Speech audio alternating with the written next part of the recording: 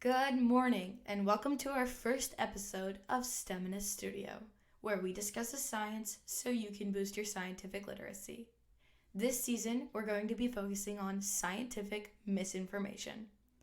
It's all around us, within ads, TV shows, and spread by word of mouth. We spread the word so you can spread the truth. It's me, your hostess, Jylian Lupo. Today, we'll be focusing on drinking. Let's start with some questions. Why is the minimum age to drink 21? What consequences would that have on a teenager? Why are teens unable to drink? Where did this law even start? Well, in 1984, the Congress passed the National Minimum Drinking Age Act, which forbade those under 21 from purchasing alcohol. This act appeared to become necessary after the minimum age for buying alcohol began dropping in 29 states during the 1970s. The drop in minimum age had significant consequences.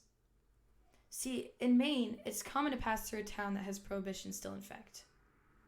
Before or after passing through this town, there's usually a place selling alcohol that provides for the next town over should anyone want to get a drink.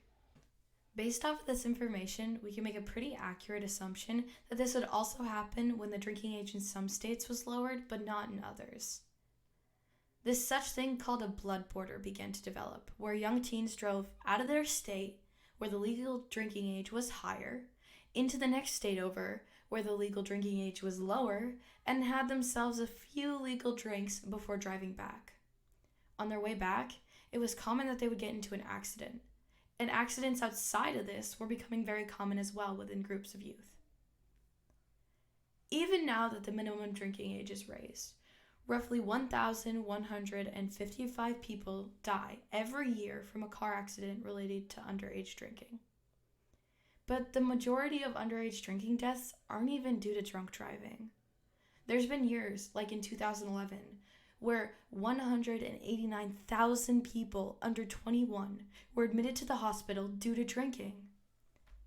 Some of these patients came in with injuries related to fights, being assaulted, or car accidents. Teens get drunk twice as fast as adults, meaning that they don't need much before they've overdone it. Not only this, but the economy can also be harmed by underage drinking.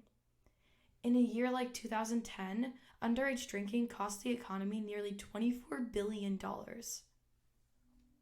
So what? The economy's harmed and there's a potential for accidents. But I'm a smart drinker, Jylian. I'd like to believe you, but those are not the only risks that raise concern. You're already a struggling teenager. Maybe you're in high school and the fear of graduation has you on edge.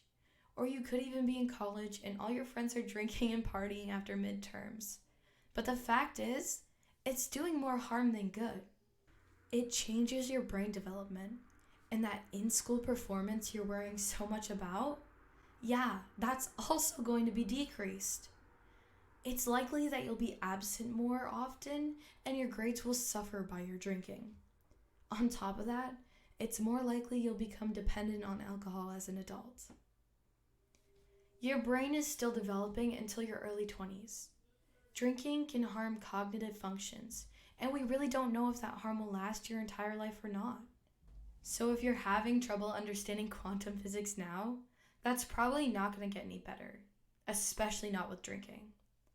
Almost half of students with failing or almost failing grades are also binge drinkers, whereas about 2/3 of the students with A's are non-drinkers, according to a study from 2007. So, how do we even stop this growing problem?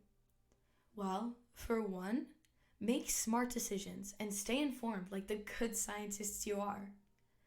Another important way of helping is using your voice. Speak out about adults hosting teen drinking parties. Let the police know if there's something happening.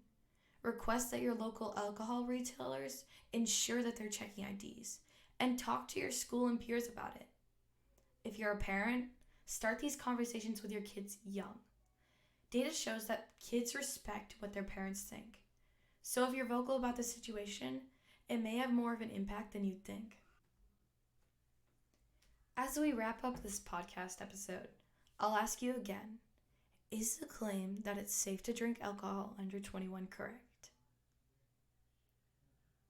The answer is no, at least not by the knowledge we have now. Make smart decisions, future scientists. You're going to be running our world one day. Start it off on the right foot.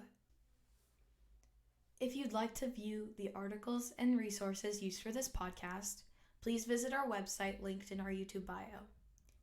And look at the sources. There, you'll find each link to the source, a citation, and reasoning as to why that source is reliable. Feel free to tell us if you believe a source is unreliable or outdated with scientific studies. That's what good scientists would do. And remember, STEMinists, because the pipette is mightier than the sword.